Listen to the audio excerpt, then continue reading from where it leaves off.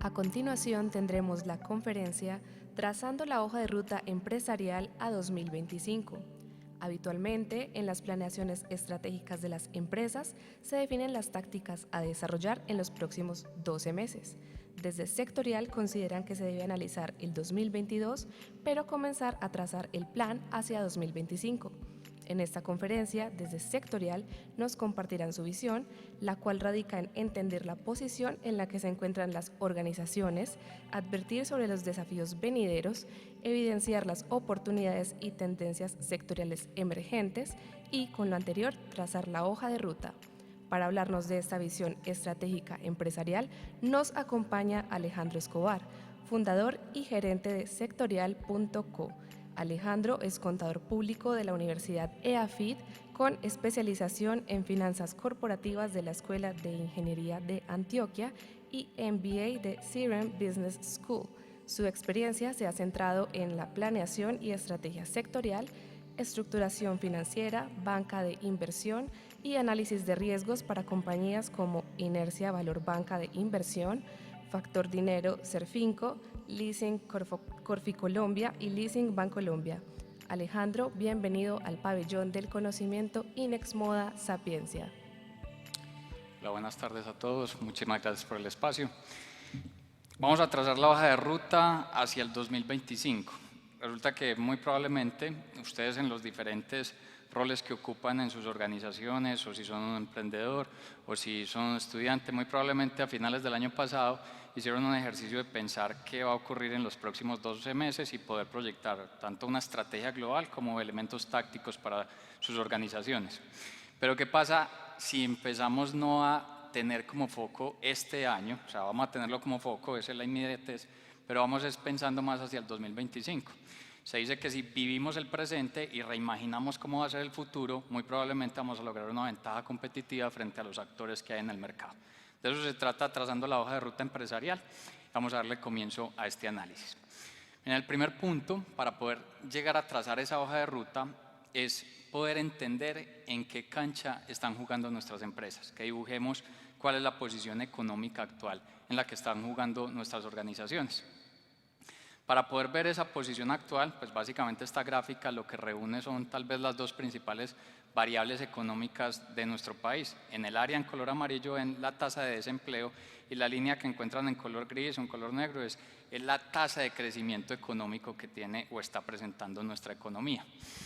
Este punto es interesante porque cuando uno mira las tasas de crecimiento después de ese efecto del 2020, pues las tasas de crecimiento de Colombia están siendo una de las más altas a nivel de Latinoamérica. Se estima pues que este 2021 que concluyó, Colombia va a haber crecido más o menos un 10%. Pero resulta que eso era un poco previsible, teniendo en cuenta que caímos muy fuerte en el 2020, caímos el 6,8%. Entonces, después de una caída, pues lo que viene es un crecimiento. Ahí la reflexión no es tanto como sí, muy bien que hayamos crecido en el 2021, pero ¿qué va a pasar en los próximos años? ¿Y qué va a pasar en los próximos años? Una de las bases que nos genera esa respuesta es entender que Colombia ya había pasado por crisis antes de la del 2020.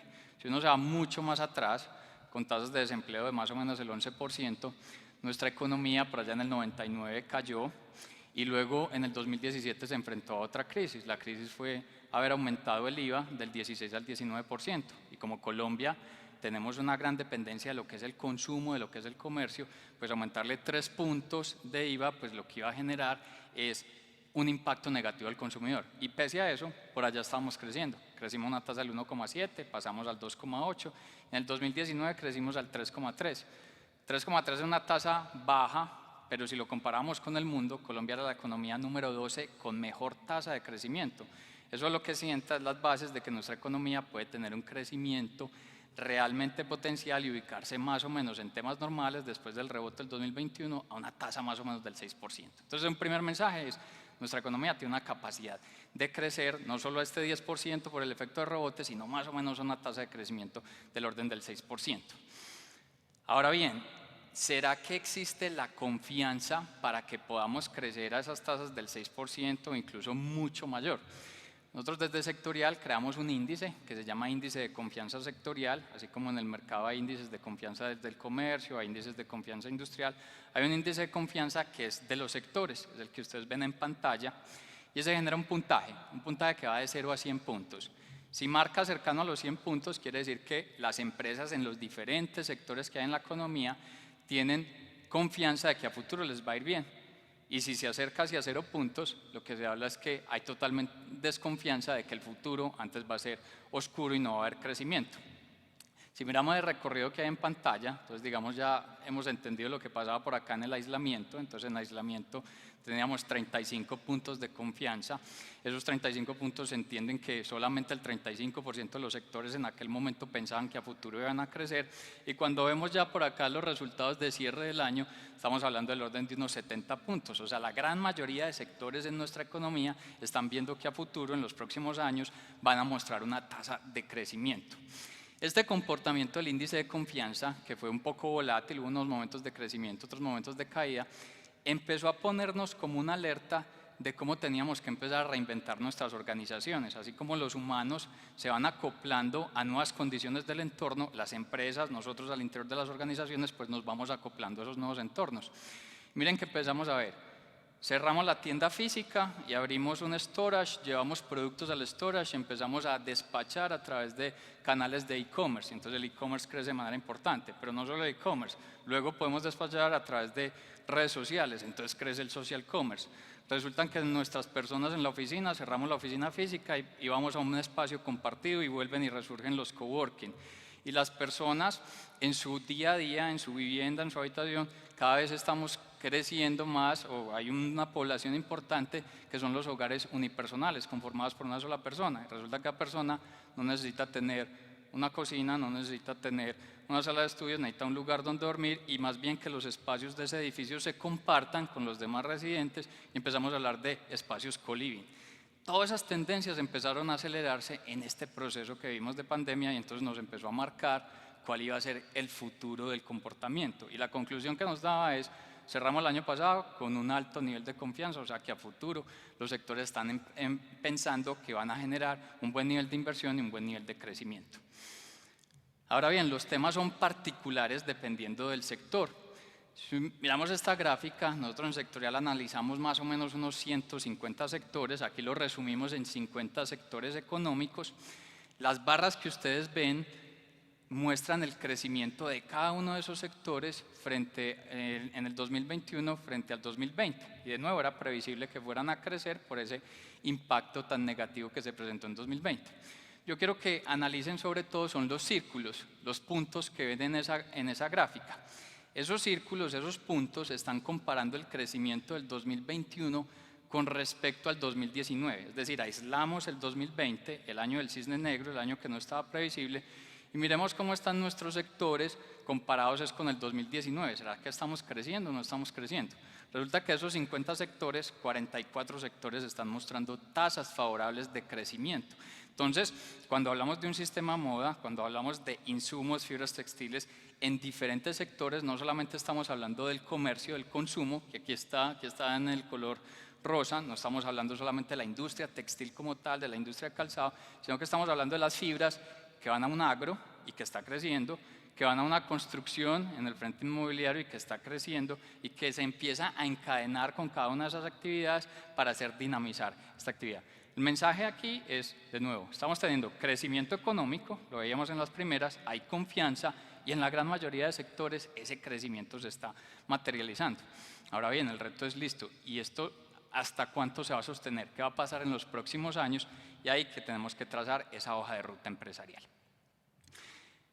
Entendida la posición en la que están jugando nuestras empresas, esa cancha, entonces ya es qué nos va a pasar a futuro. Y a futuro nos van a pasar cosas malas. ¿Qué tenemos que tener en cuenta? Es entender cuáles son las cosas malas que van a ocurrir para poder planearlas desde nuestra organización, cómo vamos a prevenir ese riesgo. También nos van a pasar cosas favorables, las vamos a ir analizando, y eso se trata trazar esa hoja de ruta. Hablemos de los desafíos. Entonces, como desafíos, empezamos a analizar el mundo, ¿sí? Y esto que ven en pantalla son los principales conflictos que se están presentando alrededor del mundo. Se reseñan 27 grandes conflictos, y eso va desde las guerras de las dos Coreas, va desde el retorno de los talibanes a tomar el poder de Afganistán, van desde los problemas en el Congo, en el África, pero van también en nuestra región. Sufrimos los mayores momentos de protesta social en Colombia, los mayores momentos de protesta social en Cuba, vimos el asesinato del presidente de Haití, hay una violencia marcada en México y hay una inestabilidad completa en Venezuela. ¿Esto por qué es clave? Pensar que una organización está creada para satisfacer la necesidad de un consumidor, eso es una visión retrógrada de compañía, eso funcionaba hace muchos años. Hoy una organización tiene que estar atento en cuáles son los desafíos geopolíticos alrededor del mundo y cómo desde su organización se atacan muchos de esos elementos. El mejor ejemplo es si las empresas generan empleo y fuera de eso generan empoderamiento en algunas clases, en diferentes frentes, por ejemplo, madres solteras. Los hijos de las madres solteras no caen en violencia y no se generan fenómenos como lo que están ocurriendo alrededor del mundo. Eso es uno de los mensajes de empezar a reflexionar al interior de nuestra organización, los desafíos que nos muestra el mundo, cómo los empezamos a atacar. Este es un primer elemento, los principales conflictos o los diferentes conflictos que nos está mostrando el mundo. Otro desafío al que nos estamos enfrentando es que estamos viendo un mundo que se nos está encerrando. Y eso pareciera contradictorio porque en el caso de Colombia, desde 1991 empezamos a abogar por una apertura económica, que nos conectáramos mucho más con los mercados. Estas gráficas que ustedes ven en pantalla es un análisis que hizo Ipsos, lo hizo para el Foro Económico Mundial, y le preguntó a las personas si la globalización consideran que es buena para el país, si le genera beneficios al país. Resulta que en el 2019, en el caso de Colombia, el 74% de las personas decían la globalización le ayuda a mi país y el año pasado ya esa cifra bajó al 54%. ¿Qué están diciendo? Entonces, si las personas quieren un mundo más cerrado, o sea, que empecemos a generar una especie de balcanización, vamos a tener unos mercados mucho más cerrados y mayor nivel de competencia para llevar nuestros productos. Es entonces un segundo mensaje, un segundo desafío. El mundo empieza a encerrarse, entonces ¿cómo vamos a atacar desde nuestra organización ese mundo cerrado? Y lo que comprueba eso es esta otra gráfica. Esta es la relación de exportaciones e importaciones que ha tenido nuestro país y en la barra que ven en color gris es la suma de ambos, ¿sí? Cómo nos conectábamos con el comercio exterior o cómo nos conectábamos con alrededor del mundo. Por allá en el 2014 estamos moviendo en comercio exterior alrededor de unos 119.000 millones de pesos. Por allá en el 2019 ya estábamos cerrando en 92.000 millones de pesos. Entonces, y todavía ahí no había pandemia, ¿cierto? En el momento de pandemia, entonces caemos a 75.000. Y aquí empiezan efectos no solamente lo que vimos de la guerra comercial de Estados Unidos y China, que viene mucho antes del 2018, mucho antes de Trump, sino que vimos también elementos como el Brexit, una economía como Japón totalmente cerrada y en nuestra región una economía como Brasil totalmente cerrada. Entonces, de nuevo, si las economías se cierran, entonces la capacidad de llevar nuestro producto a otros mercados se empieza a restringir y la capacidad de traer materias primas o productos desde otras regiones a introducirlo en nuestro país también se vuelve más restringido y eso genera ese impacto tan marcado que hemos tenido en alzas de precios. Las alzas de precios van explicados en parte porque estamos teniendo todo este problema logístico y de escasez de algunos materiales, pero sobre todo porque hay economías a las cuales ya no quieren que los productos lleguen. Entonces tenemos que empezar a convivir o atacar este desafío que se está presentando. Otro elemento bastante clave de análisis en las diferentes organizaciones tiene que ver con el frente de la ciberseguridad. Se está hablando que la ciberseguridad o el cibercrimen se está convirtiendo en la segunda mayor amenaza para el mundo después del cambio climático. Y es que en un mundo donde ya no solamente lo valioso es nuestro producto, nuestro servicio, sino que son los datos que se desprenden de esos productos y de servicios, no tener unos protocolos de seguridad para proteger esa información termina siendo un riesgo gigante. Y ahora que estamos moviendo mucha más dinámica a través del social commerce, a través de la digitalidad, pues se vuelve un riesgo mayor. Y fuera de eso, cuando nuestras personas al interior de la compañía ya no están en una oficina física, sino que están trabajando desde sus casas y si en sus casas no hay el suficiente protocolo de seguridad, pues más visible se hace este tipo de elementos. Y este elemento va a seguir creciendo mucho más ahora que vamos a entrar a una tecnología, después de 4G, a una tecnología 5G. Lo que ustedes ven en pantalla son unas calificaciones que le generó el BID, que le generó a Colombia en diferentes aspectos de ciberseguridad, desde tener una cultura de ciberseguridad al interior de las organizaciones, una política de ciberseguridad. Hace unos años esa calificación era del orden, iba de 0 a 5, estaba en el 1,6. Ahora está más o menos en 2,6 puntos. Quiere decir que hemos mejorado, pero aún hay unas vulnerabilidades importantes. Algunos actores, algunos líderes empresariales opinan que en los próximos años son dos los principales cargos que hay que fortalecer al interior de nuestras organizaciones. La persona de talento humano, para que nos evite las fugas masivas de empleados que se están presentando, y la persona de tecnología. Son como los dos elementos que algunos de los líderes recomiendan que son los aspectos a fortalecer. Vamos entonces analizando estos elementos de desafíos. Otro desafío clave se viene ahorita en un desmonte en los próximos años y es la jornada laboral. Una jornada laboral en Colombia que es de 48 horas, que se va a empezar a desmontar a partir del 2023 con el objetivo de llegar al orden de unas 42 horas. La teoría de desmontar el horario laboral en Colombia es que los países que trabajan menos horas son más productivos. Y claro, cuando comparamos a Colombia con Estados Unidos, que trabaja 39 horas semanales y que genera un PIB per cápita de $50.000 y nosotros generamos de $7.000, pues es como lógico. Pero resulta que con todos los países que nos estamos comparando son países que han históricamente invertido en un proceso de revolución industrial, en su momento en esa segunda, tercera revolución industrial, y que están invirtiendo masivamente en tecnología. Si las compañías no tienen las capacidades económicas en invertir en automatización de los procesos, esta disminución en el horario laboral lo que se convierte es en un sobrecosto o posiblemente una contratación informal. Entonces, ¿cómo vamos a enfrentar ahora que vamos a tener una menor capacidad instalada laboral? O invirtiendo en tecnología para desarrollarlo y atacarlo, o posiblemente estando frente a ese riesgo de los sobrecostos que se presentan. Un último desafío, pues desafíos hay muchos otros, podemos quedarnos y hablar del cambio del mapa político que va a tener Colombia y el mapa político que está teniendo la región, lo que hablábamos anteriormente de cambio ambiental, lo que está pasando en este fenómeno de fugas masivas de empleados. Estos son los que nosotros reseñamos como a tener una mayor análisis en estos próximos años. Y este es el último desafío que encontramos y es que nuestro país está teniendo unas bases macroeconómicas débiles. ¿Qué es una base macroeconómica débil? Es que nuestros precios a los cuales compramos los productos, las materias primas cada vez se nos están encareciendo y adicionalmente como nosotros no producimos gran cantidad de materias primas sino que las importamos, entonces dependemos de ese valor del dólar y cuando no lo controlamos tenemos un alto nivel de volatilidad, entonces nuestra área financiera tiene problemas para generarnos los presupuestos de importación y los presupuestos en el caso de exportación también empezamos a tener limitantes. Entonces, de nuevo, vamos a trazar esa hoja de ruta empresarial hacia el 2025. Ya sabemos cómo está, en qué posición está jugando nuestra empresa. Ya vimos cuáles son los desafíos o retos que vamos a vivir en los próximos años. Entonces tenemos ahí una posibilidad, o nos abrumamos con estos retos o empezamos a preverlos y atacarlos directamente en nuestra organización. Pero resulta que no solamente son cosas malas o este elemento de los desafíos, también hay una gran cantidad de oportunidades para materializar en los próximos años. Vamos a hablar un poco de esas oportunidades. Una gran oportunidad es que esta crisis por la que acabamos de pasar es una crisis que se denomina Main Street, no Wall Street. Es decir, las crisis por las cuales vivimos hace algunos años, por allá la del 2008, que fue esa burbuja hipotecaria, es una crisis Wall Street, es decir, ocurre en los mercados financieros. La que vivimos en el 2001, como para recontar las más recientes, que fue esa burbuja.com, también fue de mercados financieros. Entonces esas crisis lo que hacían era atacar el dinero.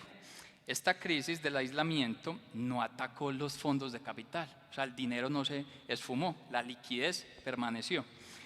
Y eso llevó a que estamos en el momento de mayor proliferación de recursos financieros.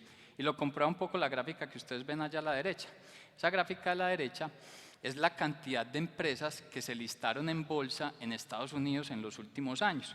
Entonces uno veía por allá en esa burbuja.com en el 2001, empresas listadas en bolsa caían el 825%. Si miraba uno por allá en el 2008, estamos hablando de caídas del 85%. Y en el 2020, en plena crisis del aislamiento, las industrias no produciendo, las personas no consumiendo, se listaron en bolsa o crecieron las empresas listadas en bolsa un 107%. ¿Qué quiero significar ahí? Los capitales en bancos, en fondos, en venture capital están atentos a las empresas que están logrando crecer en esta situación y que están innovando, que están creando fibras inteligentes, que están llevando altas tasas de crecimiento para poner sus recursos ahí y ayudar a generar o materializar en mayor medida esas tasas de crecimiento. Esa es una gran oportunidad que debemos poner sobre la mesa de trabajo en esta hoja de ruta, de aprovechar esa proliferación. Y cuando hay proliferación de los recursos, el costo de los recursos disminuye, o sea, las tasas de interés son menores. Otro elemento importante son los sectores que van a ser más disruptivos y con mayores tasas de crecimiento en los próximos años. Y este es el caso específico de Colombia. Estos son los 8 sectores que estamos reseñando con las mayores tasas de crecimiento en los próximos años. Colombia está teniendo un boom bastante interesante en el tema agrícola. Entonces, cuando uno mira a nuestro país, uno separa como el tema agrícola en dos, lo tradicional y lo no tradicional. Lo tradicional es cuando hablamos de banano, de café, de flores. Esos han sido los cultivos que tradicionalmente hemos desarrollado. Y ahí hay unas oportunidades interesantes, pero las mayores oportunidades empiezan a ocurrir cuando hablamos de los cultivos no tradicionales. Entonces, ha pasado un poquito con cacao, ha pasado con aguacatejas, pero empieza a ocurrir un tema como lo son las plantas medicinales, las hierbas medicinales, o sea, tomillo, romero, menta, empiezan a crecer sus tasas de exportación del orden del 40%. Si miramos en el agro, la parte pecuaria, entonces estamos hablando de tasas de exportación del 100%. Ya Colombia recuperando estatus libre de aftosa en el tema avícola libre de Newcastle, está generando las dinámicas de crecimiento de llevar ese producto, tanto vivo como sacrificado, a otras naciones, porque el mundo cada vez está más ávido de llegar a mejores niveles o estándares de alimentación. Hay dos grandes potencialidades y eso se encadena con el sistema textil desde la proveeduría de materias primas en ese frente. Hablamos del cannabis y si uno dice, pues cannabis se habla mucho y es por cannabis medicinal que empezó a tener normativa en el 2016, pero ya hablamos de aplicación cosmética, hablamos del aprovechamiento del cáñamo como en la parte de la fibra textil. Y hay algunas expectativas que dicen que las exportaciones de cannabis de nuestro país pueden llegar en los próximos 10 años a $3.000 millones. $3.000 millones es 3 veces lo que exportamos en café. Entonces, encadenarse con un sector como este va a generar las oportunidades en dinámicas y de crecimiento. Hablamos de tecnología, ya lo reseñamos un poco en lo que analizamos anteriormente. Vimos el boom que está ocurriendo en el frente de comercio con las tasas, y Juan Fernando de Inexmoda nos lo reseña en el informe del observatorio, las tasas de crecimiento a las que está presentando el gasto de los hogares. Se estima que comercio este año va a seguir creciendo más o menos a una tasa del orden del 8%. Si miramos el frente de energías renovables, en ese impacto o en ese riesgo del cambio del medio ambiente, Colombia está invirtiendo principalmente en energía solar y energía eólica y en los próximos años pues, va a desarrollar hidrógeno verde y posteriormente va a empezar a analizar energía maremotriz, la generada por las olas del mar. Grandes oportunidades en ese frente. Y luego hablamos de un sistema moda. El sistema moda empezó a acelerarse de una manera marcada el año pasado. Las tasas de crecimiento frente al 2020 son del 20% en el gasto de hogares destinados a moda y si lo comparamos con el 2019 la tasa de crecimiento es del 6%.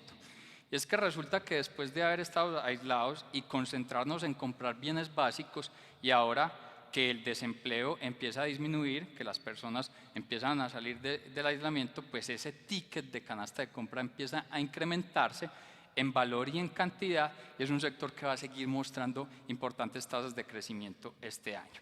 Y el último, el frente del sector automotriz. Hay una coyuntura mundial que es la escasez de semiconductores, eso está dejando que el mundo no tenga vehículos y se están encareciendo, pero aquellos que han podido tener un inventario automotriz, la persona lo está comprando a cualquier nivel, a cualquier precio que se esté presentando y ahí hay tasas de crecimiento bien interesantes. Hace muchos años no le pasaba a los países, en el caso de Colombia, que las personas tuvieran que hacer fila para comprar un vehículo. En el caso de Colombia no pasaba desde el Renault 4 cuando lo sacó Renault en su momento. Esos 8 sectores son los que nosotros estamos viendo con mayores tasas de crecimiento en los próximos años.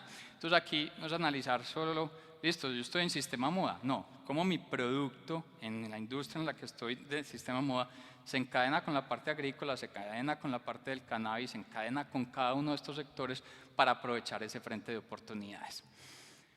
Otra oportunidad relevante tiene que ver con la apropiación de la tecnología. En esta gráfica, en la parte superior, están los diferentes sectores económicos. Y la tabla que se ve en la parte central es el nivel de apropiación de tecnología que se va a dar de aquí al 2025. Entonces hablamos de una industria 4.0, ustedes lo ven aquí en la parte vertical, donde probablemente lo que más se habla es de informática en la nube, de análisis masivos de datos, de la aplicación del e-commerce, pero también estamos hablando de cómo le aplicamos a nuestra industria un mayor nivel de robótica, cómo esa robótica la conectamos con Internet de las cosas, que entre las mismas máquinas al interior de una planta de producción se puedan hablar para hacer procesos productivos con un mayor nivel de desarrollo. Estamos hablando de computación cuántica y estamos hablando incluso recientemente con mayor protagonismo de los elementos de metaverso. Lo que ustedes ven en color verde son las tecnologías con mayor apropiación en ese nivel de sectores. En la media de los sectores estamos hablando de una apropiación de nuevas tecnologías del orden del 70% de aquí al 2025. Este termina siendo entonces también un mensaje, es o nos abruma la tecnología o masivamente empezamos a aprovecharla, a insertarla en nuestra organización para hacer a nuestra organización mucho más productiva, porque miren qué gran cantidad de los desafíos que reseñábamos en las primeras diapositivas en gran parte terminan combatiéndose con una buena inserción en tecnología. Voy a tener menos horas laborales, aplico tecnología y logro generar un mayor nivel de productividad. Voy a tener mayores precios por inflación en mi materia prima, pues aplico tecnología y podré lograr un mejor nivel de productividad o hacer un mapeo mejor del mercado para llevarlo a los precios adecuados. Esto entonces terminan siendo las oportunidades. Entonces, ¿qué hemos reseñado? Hemos reseñado la cancha en la que están jugando nuestras organizaciones, cuáles son los desafíos que se están presentando, se van a presentar en los próximos años, pero también cuáles son las grandes oportunidades que se están presentando. Entonces, ¿qué vamos a hacer frente a eso? Pues lo que debemos hacer es trazar una hoja de ruta empresarial para atacar esos próximos años.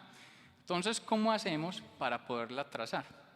El primer elemento es revisar al interior de nuestras organizaciones y revisarnos nosotros mismos. El primer elemento es el talento, las personas. ¿Cuáles van a ser las personas con el mayor nivel de capacidad y de adaptación para poder ser capaces de prever los desafíos que se van a presentar en los próximos años y poder identificar las oportunidades que se están presentando en el mercado para poderlas atacar? Esto que ustedes ven en pantalla son las 15 habilidades que se estiman que van a ser las más valoradas de aquí a los próximos 5 años. Entonces la reflexión que hay que hacer acá es: si yo, independiente del cargo que ocupe al interior de la organización, independiente si soy emprendedor, independiente si estoy en un proceso de formación, soy un estudiante, ¿cuáles de esas habilidades tengo? ¿Cuáles de esas habilidades las tiene mi equipo? ¿Y cuáles no existen? Cuando esas habilidades no existen, lo que hay que hacer son los procesos de reskilling y upskilling. Y por eso hablábamos ahora que uno de los cargos más importantes que hay que fortalecer en los próximos años es el cargo del talento humano, las personas responsables del talento humano. Upskilling es personas que tienen esto, pero no lo han descubierto. Entonces, poderle ayudar a descubrirlo y a potencializarlo. Y el reskilling son personas que tienen un tipo de habilidad y por este cambio que nos están mostrando los sectores y las dinámicas, ese tipo de habilidad ya no empieza a ser tan necesaria y hay que reacomodarlo a un nuevo tipo de habilidad. Entonces, para trazar esa hoja de ruta empresarial necesitamos el talento, necesitamos al equipo. Y si tenemos entonces el talento, necesitamos el liderazgo. ¿Cuáles son las capacidades, las habilidades y el desarrollo de liderazgo para poder conectar a ese talento, que confíen, que desarrollen y materialicen esas estrategias, que prevengan esos desafíos y que materialicen las oportunidades? Ejemplos de liderazgos hay muchos en nuestro país y que hay grandes ejemplos de liderazgo. Nosotros estamos reseñando estos ejemplos de liderazgo que los trae Jamie Dimon. Jamie Dimon es el presidente y el CEO de JP Morgan. JP Morgan en el mundo tal vez es el 6º banco de mayor tamaño, en Estados Unidos es el 3er banco de mayor tamaño. Y básicamente lo que dice Jamie Dimon es que las personas que ocupan cargos de liderazgo deben entender que la competencia está en todas partes. O sea, ya la competencia no son las mismas empresas de mi sector, son empresas que están en otros sectores y que con sus aplicaciones empiezan a desarrollar elementos que nos van a impactar directamente. Se trata de un proceso de aprender constantemente, fallar, pero en el momento de fallar no desvanecer. Un elemento clave que enseña Dimon o que explica Dimon para los líderes de las organizaciones es que tienen que empezar a analizar que en un mundo donde hay datos tan masivos, se ha dicho que las decisiones se toman a partir de los datos y se empieza a descuidar un poco la intuición. Y resulta que la intuición es el resultado de años de experiencia. Entonces, los mensajes que da es: no deje a un lado la intuición, siga analizando esos datos, ponga en su toma de decisión, en la mesa de trabajo de decisión al equipo clave, pero no vaya a descuidar en ningún momento el proceso de intuición. Otro elemento importante que recomienda es que uno tiene, para tomar una decisión, pues tiene que hacer una evaluación rigurosa. Pero hay algunas decisiones que no necesitan esa rigurosidad y que si uno hace esa rigurosidad, antes empiezas a perder el tiempo y desplazar sus capacidades muy probablemente frente a la competencia. Un gran ejemplo de eso es tecnología.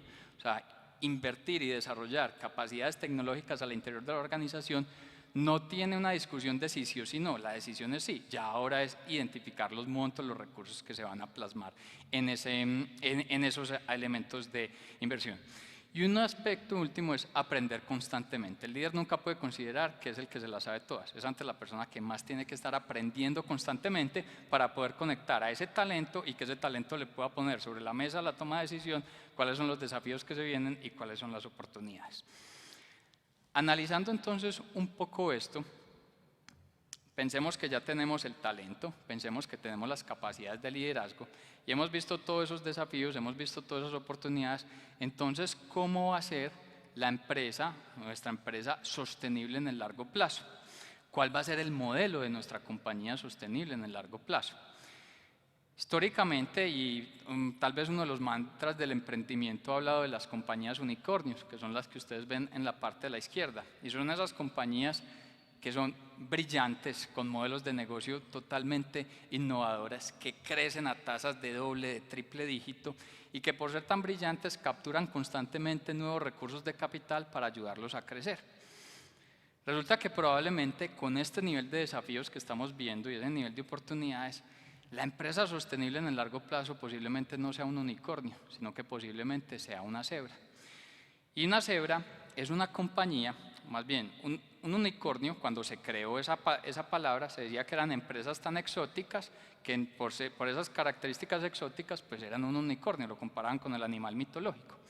Una cebra, el mantra del emprendimiento en el desarrollo de empresas cebra dice, las cebras existen, entonces no hay que ir a buscar animales inexistentes o empresas inexistentes. ¿Qué empieza a analizar una cebra? Es que sean compañías que no se desaforen y no se estresen por crecer a altas tasas, sino que puedan crecer de una manera controlada, porque de una manera controlada se empieza no a capturar constantemente usuarios, sino poder satisfacer directamente a ese cliente. Y cuando estamos hablando que lo que necesita nuestro cliente o nuestro usuario fuera del producto es más una experiencia en torno a él, empieza a hacer más sentido el frente de la cebra. Otro elemento importante de la cebra es que actúan bajo metodologías o mecanismos de cooperación. Y esos mecanismos de cooperación buscan que tengan un impacto directamente en la comunidad o en la integralidad de los stakeholders. O sea, que no sea una compañía solamente pensada para generar utilidades, sino que sea una compañía para generar beneficios a toda la integralidad de una comunidad. Muy probablemente, modelos de negocio en medio de estos desafíos que empiecen a pensar más como cebra serán los que van a dar un mayor nivel de sostenibilidad en largo plazo. Con esta diapositiva concluimos este análisis y es un poco las tácticas o los elementos más específicos para hacer al interior de la organización. Uno de los grandes regalos que nos dejó la pandemia en materia de bibliografía fue un análisis que hizo el Boston Consulting Group en un libro que se llama Beyond Great, como ir más allá de la grandeza. En ese libro empezó a analizar y encontró alrededor del mundo 50 compañías que identificaban que antes incluso de la pandemia ya estaban preparadas para ser sostenibles en el largo plazo. Y el libro reseña pues diferentes tipos de ejemplos en esas compañías. Y básicamente las grandes conclusiones es poder comparar qué era la sostenibilidad empresarial antes del 2020, que lo ven en la izquierda, y qué es la situación de sostenibilidad en la actualidad. Y básicamente la sostenibilidad empresarial antes del 2020 era que las estrategias de las organizaciones se diseñaban para aumentar la riqueza de los socios.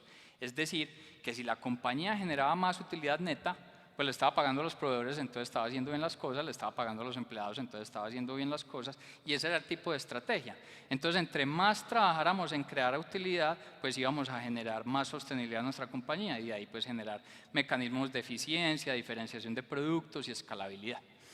Resulta que la pandemia lo que empezó a mostrar que la sostenibilidad empresarial actual ya no es solamente esa riqueza para los socios, es la integralidad de los beneficios a los stakeholders, el proveedor, el cliente, el empleado, pero empieza una variable clave y es cuál es el impacto tuyo en el medio ambiente, porque si no tienes un impacto favorable al medio ambiente, ni siquiera vas a tener clientes y vas a tener consumidores, porque cada vez se nos van a exigir más sellos de responsabilidad en ese frente.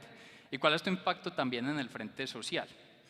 Otro elemento es entonces que ya el desarrollo no puede ser simplemente escalable y productos masivos, ya el mercado empieza a pedir soluciones mucho más personalizadas. El tema que hablábamos de generar las experiencias, y siempre va a estar constante el tema de la agilidad. De hecho, Jeff Bezos, pues, que es el referente en Amazon, dice siempre el cliente a futuro va a querer mejor precio y mayor agilidad. Esa variable de agilidad sigue estando constante. Al comparar estos elementos, pues básicamente, ¿qué debemos hacer en nuestra compañía para finalmente trazar esa hoja de ruta empresarial? Pues termina siendo un ejercicio de repensar y de generar una transición. Y ese repensar es, ¿cuál va a ser nuestra nueva estrategia de crecimiento? ¿Cuál va a ser nuestra nueva estrategia de operación? ¿Y cuál va a ser nuestra nueva estrategia de administrar y de organizar el talento humano? Muchísimas gracias.